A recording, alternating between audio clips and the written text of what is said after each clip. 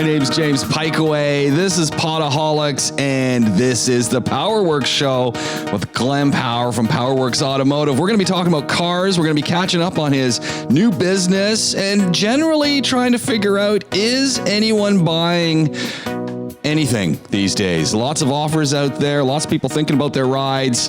It's your opportunity to have a thought about maybe, just maybe, it's time for you to invest in something new too. This is PowerWorks. We got Glenn Power joining us right here, right now. Glenn, you're on the road actually, commuting between home and the office.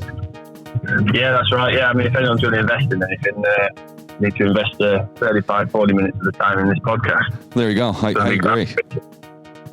Yeah, like, share, subscribe, comment, rate, review, whatever you want to do.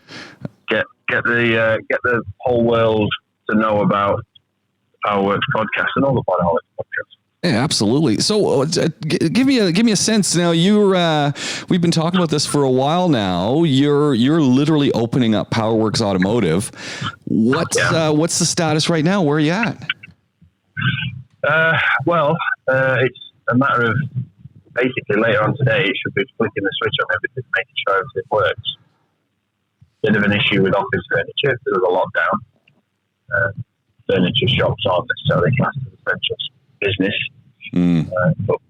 so a lot of that's got to be done online with a home delivery, and as you can appreciate, a lot of the home delivery places, like IKEA, they're dealing with some serious backlog.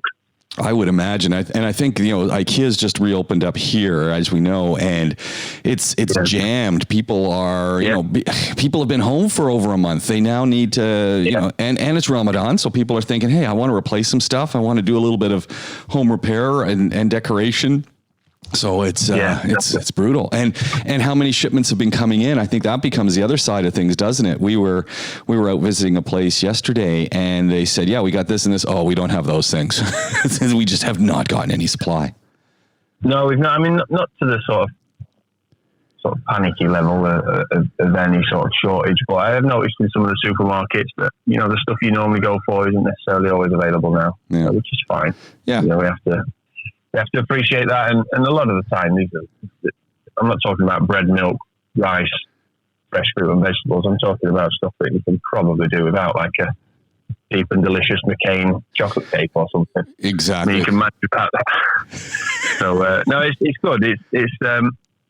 So today's going to be sort of the last of the big jobs, and then it's pretty much the stuff that you kind of forget about or take for granted. Yeah. So, paint, for instance, the little things like this. I've got a situation where I've got a bathroom which was already there, which obviously I'll use and the rest of the staff will use, but I've obviously had to make a separate one for the customers because they don't want to be using the one that we're using, which is going to be dirty by the nature of our job. And then I realised that, well, I don't want just one bathroom for the staff because there's going to be maybe 10 of us. Yeah. So, but we always need to wash our hands. So I've had to take the sink out of there and put that in the actual workshop space. So it's always available for people to wash their hands, before they go and get a car in or perhaps before we open the part. That's one thing that's very important. Is it was always second nature to me because this is how we were taught to do it. But we used to have to wash our hands and wear gloves before we open new parts. Right. Because if the part's wrong or it's damaged, it's not going to be taken back if the box is dirty or if the part's dirty. So these are little basic things that for a small business like me, if we open up a 400 or 500 dirham wheel bearing and it's the wrong one and the supplier then won't take it back because it's covered in grease and oil, that's a massive issue. Yeah. So, just little things like that you sort of take for granted. A drain down the middle of the workshop to allow us to clean with a separate tank to collect that water. That's something that I've always taken for granted. And then I realised, hang on, I've got to dig this out. And, so that took like sort of 4 days and you can't, you think to yourself, hang on, why does it take 4 days to dig a 20 centimetre hole? Yeah. Well, you need a jackhammer. You're going through concrete. Well, exactly. Yeah, we got 4 inches of concrete, and you've got to put a gradient on it so that the water runs off, and then you've got to put a separate tank. You can't just put that into the normal septic tank. Oh, of course. There's the oil in it, and then you've got to get approvals and permissions, and the offices aren't open, and Yeah. And hey, Ramadan Kareem to everybody, because now the offices are open. Obviously, the hours are limited because we're in the month of Ramadan, and so the offices hours are limited. So the people that work for the government offices really, they've got a heck of a lot of catching up to do because of the lockdown that was enforced on them. Yeah, and now all of a sudden they're back in work with less hours because it is Ramadan, and the majority of them are fasting. So yeah, they must be living some stressful lives right now. Yeah. I'd hate to be in their shoes. No, this must be in a sense, as you said, this is really exciting in that you're really building this garage from the ground up. Like, you've got the space, and then you're doing it all and discovering all these little things. Like you said, you've got to have client toilets, you've got to have your own toilet for the staff, you've got to have a place for you to wash your hands. One of the cool things that I saw, and of course I've been stalking you on social media as you've been putting up the PowerWorks stuff, and you've been on your own Glenn That Car Guy social's been showing the fit out in a sense. And one of the things I found really interesting was that you've converted cargo containers to create the office space. Yeah, so it was possibly there's 2 moments in my life where I can tell you that a light bulb went off, and that sort of cartoon image of a ping light on has happened twice. Once I was just about to approach the top of a mountain in the Lake District in the UK, having whined and moaned all the way up about not understanding why we were doing this. This was part of my VW apprenticeship training in early 2000. I could not, for the life of me, understand all the way up why I had to do this. I got no idea why I had to do this. I'd much rather be sat reading my Hilliers fundamentals book of motor vehicle engineering than climbing up a mountain, having to rope each other up. And then about halfway to 3/4 of the way up, I realised when, we got people that weren't quite as fit and healthy as me. And I'm no marathon, but, I was relatively fit and healthy. I played football, and I was helping the people that weren't. It was good. And then there was an end in sight.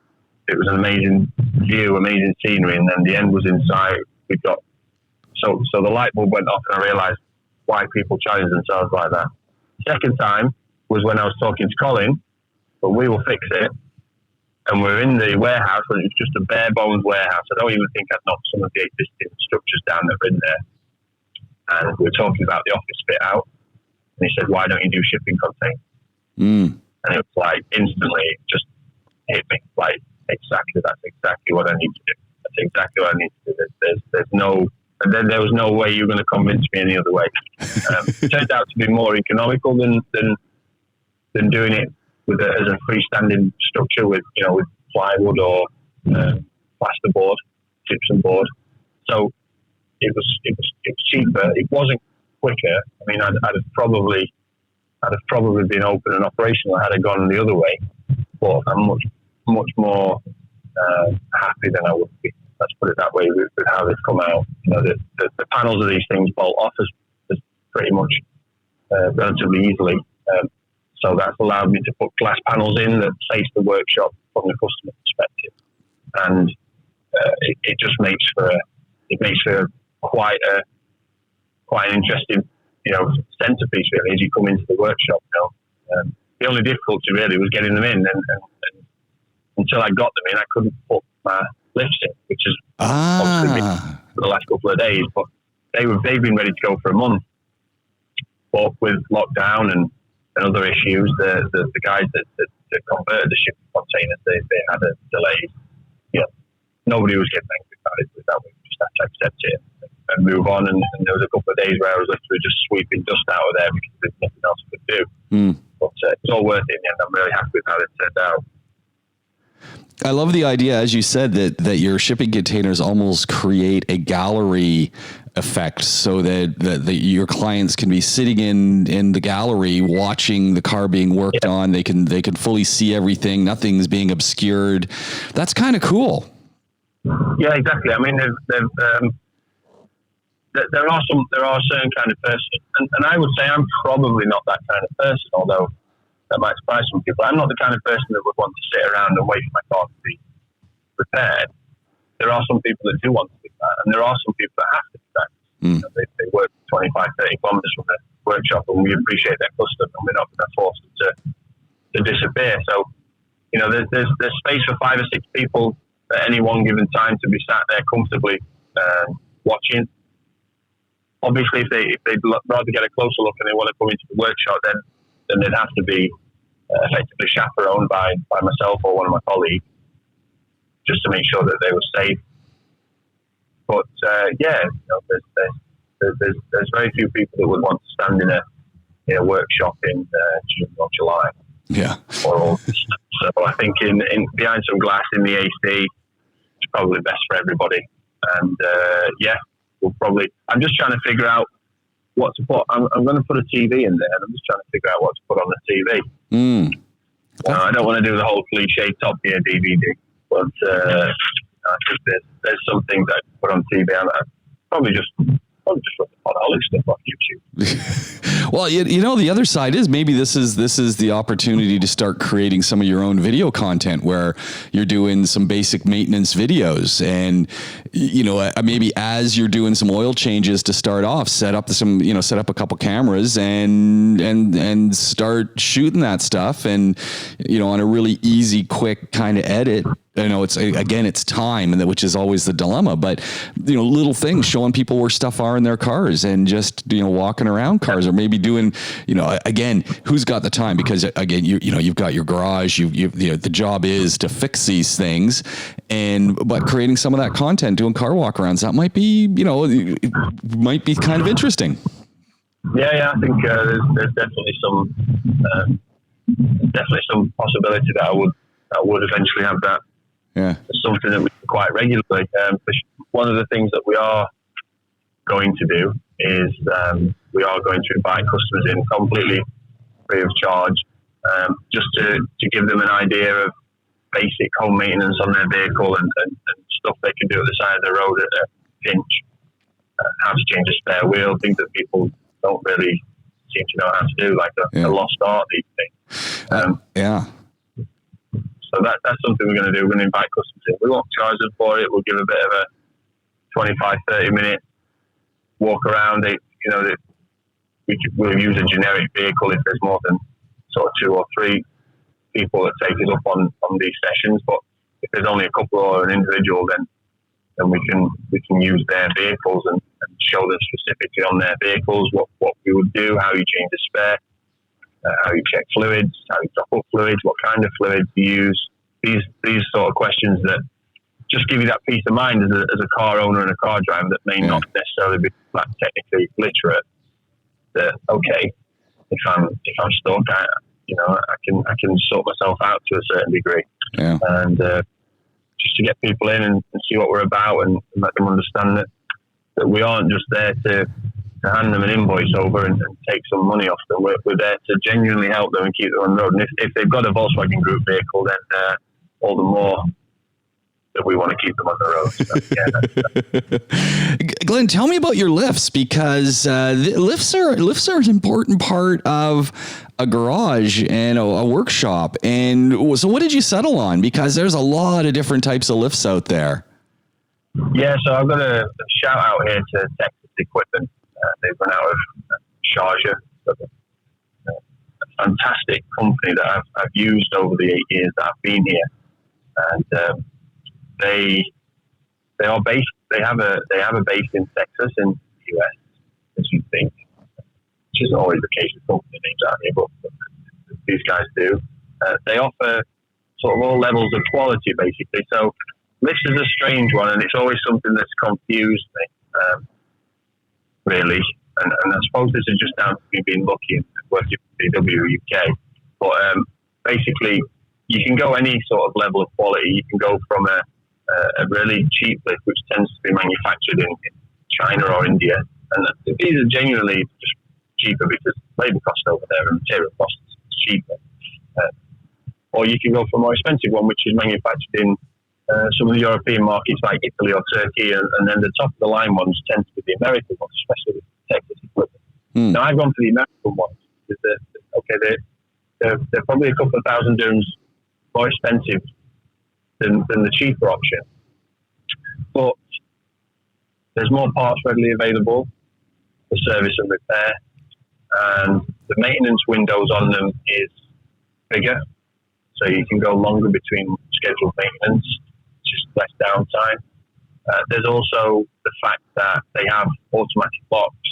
One of the things that people don't always necessarily understand is when a vehicle's lifted in the air, the posts on the two posts that we're talking about here, they lift, each post lifts two legs, which is under the front, one under the front, one under the rear of the vehicle. And they then lock in place. So when you stop lifting them up, they'll latch into place and lock. Now, when you want to lower the car down, you've obviously got the lock has to disengage. Some of the cheaper lifts, you have to manually go under the vehicle and disengage the lock. Now, it's safe, but I don't like that. I don't like the idea of it. If there is a problem with the lift, then you have to pull the lock out. I don't like that. It just doesn't sit well with me. I'd rather go for the one that I know for sure is safe. Because if there's a problem with the lock on the automatic one, what's going to happen is it's not going to disengage the lock. So if there's a problem with the lift and you manually disengage the lock, there's nothing to say that it could potentially fall down. Very unlikely, but I'd rather reduce the risk in what is an already dangerous job. How much maintenance do lifts need? I mean, it's a funny thing because I always think you come in, someone puts your vehicle up on a lift, they do some work, they take it down, you drive away. And as you said, how often do we actually sit around a garage watching things, or your vehicle's up on the lift when you come in and you take a look? What kind of maintenance do they actually need, and how often do they fail? Well, it's based on hours. So they're based on hours of operation, really.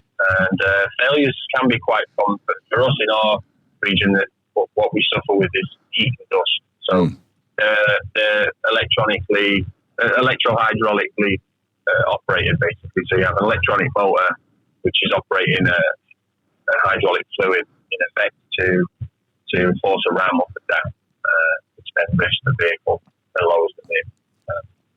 Now, what you have is seals, obviously, which, as we talked about on engines, oil seals and things like that, they fail.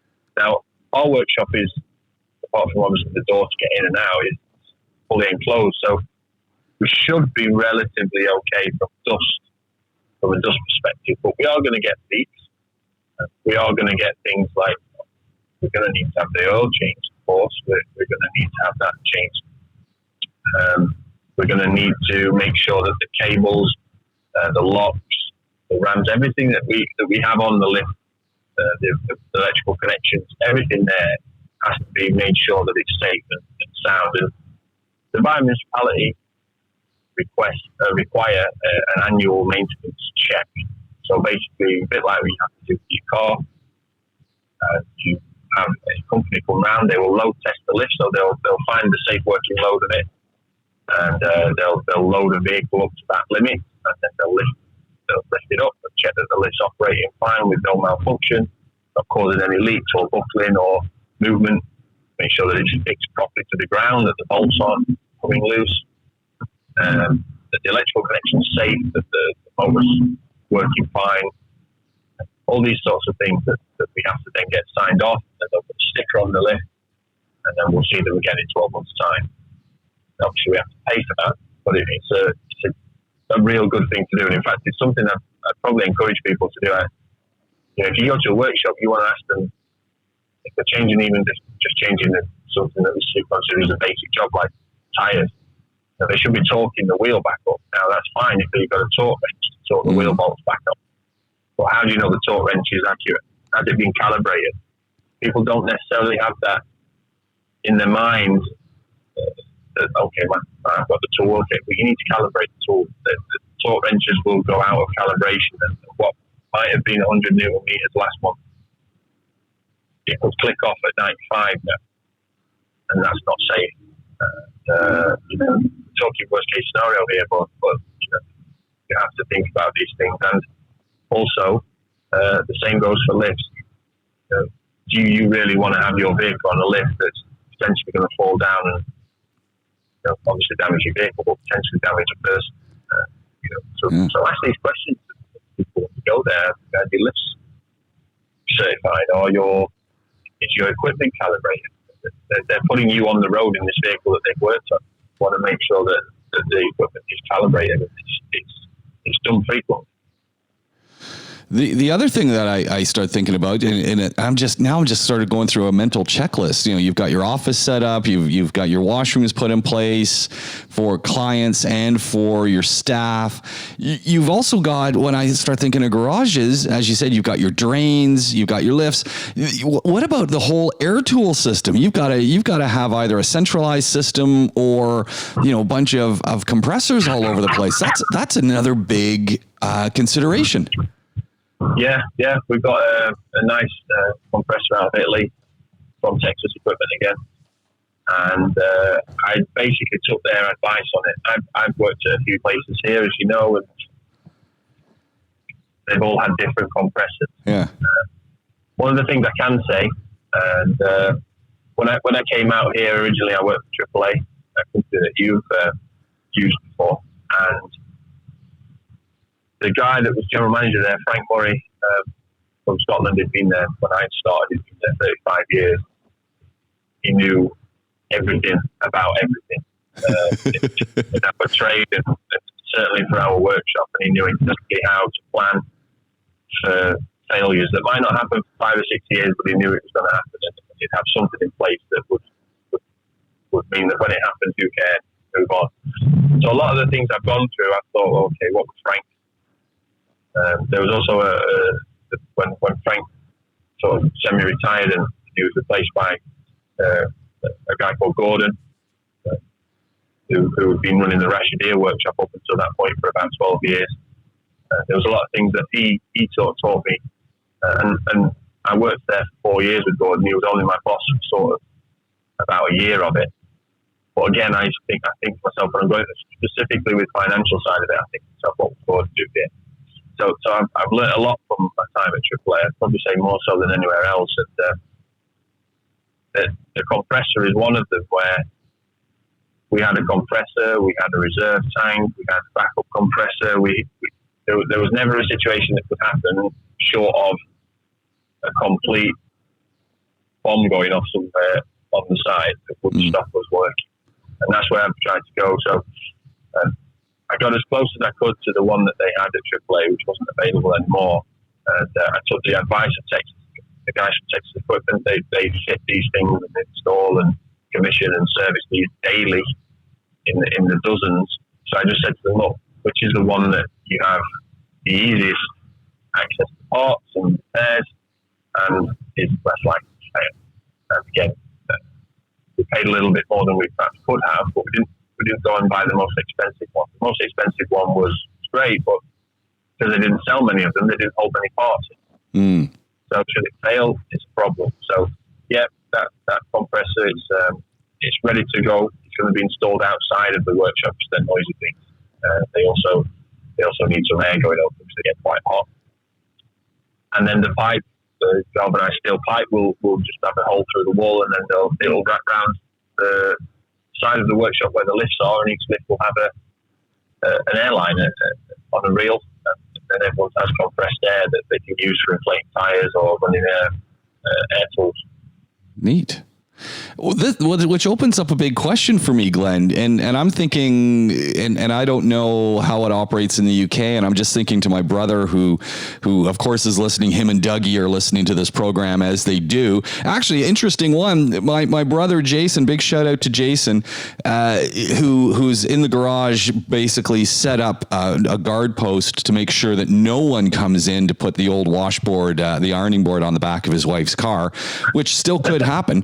Lockdown is doing him a good thing in Ontario because that makes it a little bit harder to get people in there at night. But I do know that he set up a guard shack. So I always remember my brother when he was working with GM and doing things, and you'd get your apprentices come in, you get your mechanics come in. Typically, they bring in their own tool chest, and they've collected their tools and maybe their own air guns along the way. How does it work in the UAE? Yeah, so one of the more exciting parts of this project, sort of the trivially exciting parts of the project, is the fact that I'm going to bring my tools over from the UK. Wow! Along with my friend who I work with at VW, who's currently working for Audi. He's coming out to work with us, so he's going to bring his over, and that's going to be great having those back. I'm dreading opening the drawers and seeing what's damaged and what have you, but they've been stored in a decent place, so hopefully they're okay. But for the rest of the staff, I've bought tool chests. Okay. So, fully kitted out with the tools, 300 pieces. We've got a lot of special tools as well, which we'll need for brand-specific jobs. Stuff like, there are a lot of different ways of doing it, but there's very few technicians here that amass their own tools. Just because the majority, the overwhelming majority of the workforce are expat migrant workers. So just like me, I did bring my tools with me because they don't fit in the overhead locker. Yeah. In the plane. So, yeah. I'd like to see you rolling your Snap-on tool chest onto the plane. Yeah, exactly. So that's not going to happen. But no, that's one of those things that, again, taking the advice of the guys at Texas Equipment, they give warranty on all their tools, which all tool manufacturers do now. I could buy Snap-on here, but they are even more expensive than they are in the rest of the world. And, really? Okay. I wasn't willing to do that. Now, a lot of my tools are VW issue, and then the ones that I bought on top of that, like I bought from Snap-on. My box is a Snap-on box, for example. And my friend's box is Snap-on. Most of the majority of his tools are Snap-on because he was there before VW issued tools to their staff. So he's a little bit more senior than I am. But here you can buy the Snap-on stuff, but it just didn't make sense for me to do that from the start. Now, that's not to say that I wouldn't like to think that perhaps, we pay our staff salary fair enough that they may one day say, I want to buy a tool for myself. That's great, but they'll be fully kitted out. There's nothing that they'll need. Hopefully, we shouldn't need anything from a day-to-day perspective. There may be the odd job where we have an engine that we've got to strip down and we need a different sort of tool to remove one of the head bolts or something like that. But you can't plan for all of this stuff. If you did, you'd never open up. You'd just constantly going. So. Most eventualities covered, and everyone will have an individual tool chest on their lift. No reason to step away from your lift. Everything's going to be on there. Everyone's going to have a mobile phone. Everyone's going to have that with Wi-Fi connection, so that all vehicle reports will be accompanied by a short video of a walk round pointing out any major defects and some photographs of those defects as well. And they'll be shared with customers. There'll be everything that's needed will be in our workbase. I kind of like that idea of, and I know you've done that for me when I've brought my vehicles over to your previous employers, where you've been able to get onto the WhatsApp and you said, okay, here's the 8 photos of the things that are failing on your car, and as opposed to saying, well, it's this transmission linkage, and I'll be sitting there going, I have no idea what a transmission linkage is, and then there's a picture of it. And you go, oh, okay, I get it, and this is what's the problem with it. I think I don't understand why more garages don't do that. No, I think obviously a lot of it comes down to the fact that it is still quite a closed industry. So much as there's a lot of people that feel a bit intimidated by going to a workshop, and that's part of the reason that the reputation of a mechanic isn't that great. They're not always that welcoming. They're not always that forward with information and And I've worked in the past with people that had knowledge of certain systems on vehicles, or they may have been more senior than I was or more qualified than I was. And they didn't want to share that with me, whether that was sort of a fear of losing some of their worth to the company. I don't know. But it tends to be an industry thing where people tend to try and keep it secret. It's very, very strange, but I'm totally the opposite of that. I believe that if I can get a customer to bring their vehicle to me and trust me to fix it, then okay, that's step one. But the most important steps come after that. And got to show somebody why they need to spend money on their vehicle and what it's spent on. There's no point telling somebody that, okay, your engine mountings failed. So what does that mean? Because if you just take the English and take it literally, well, my engine hasn't fallen out of the car, so I'm the mounting the same. You know, it makes absolutely no sense to somebody that doesn't understand what you're talking about. And you try and explain things to people verbally, you can do that, but not all people can follow. So a picture or a video and a little explanation that way it's the only way to make sure you cover all bases, to build that level of trust with the customer. I send pictures and videos to people that have been my customers for 6, 7, 8 years. And they say, they always, I'll say to them sometimes, I sent you the video that shows, and they say, I didn't check it out. I just took your word for it. And that's great to hear, but it's not going to stop sending it. There's always going to be a time when you should think at least there's going to be a time when somebody's going to check up on what you're doing. We used to have it with VW. We used to have a mystery shop. And the VW mystery shops were sometimes quite comical because they didn't necessarily remember, let's say, who they were dealing with sometimes. So a mystery shop would be somebody would be paid by VW to take one of their vehicles around the country to various different dealership workshops and take it in for a service. Mm. And then part of our job as the technician was check the service history by checking the service book, checking the online service history on ELSA, which was our database. And we would open the service book and see that, hang on a bit, today's the 4th of May, and I'm doing a service on it, but it's already had a service on the 4th of May.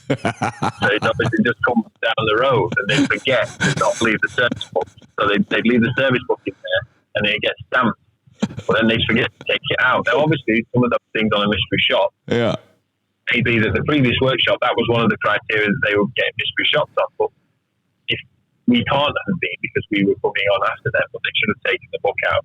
At that point, alarm bells are ringing. Then you take the oil out and it's like honey. You say, okay, here we go. And then you notice that actually there's still fingerprints on the under tray of this car. Well, that's not possible. That can only be a couple of hours old because it's raining outside. And then, they didn't always work, but they often did. And we even had a situation where our service manager is a bit like David Brent, actually. From the office, but we had a service manager that followed him, who was he had been a mechanic for a little while, and he was very keen on showing us that he knew what he was doing. So he used to go out in the car park, and he'd be there at sort of 6 in the morning, and he'd be going around cars that were on the diary for that day that had been dropped off the previous day or the previous evening, and he'd be going around cars and he'd be finding out awkward places to stick these little red dot stickers. We used to use these stickers on job cards that were urgent so that it was a visual cue.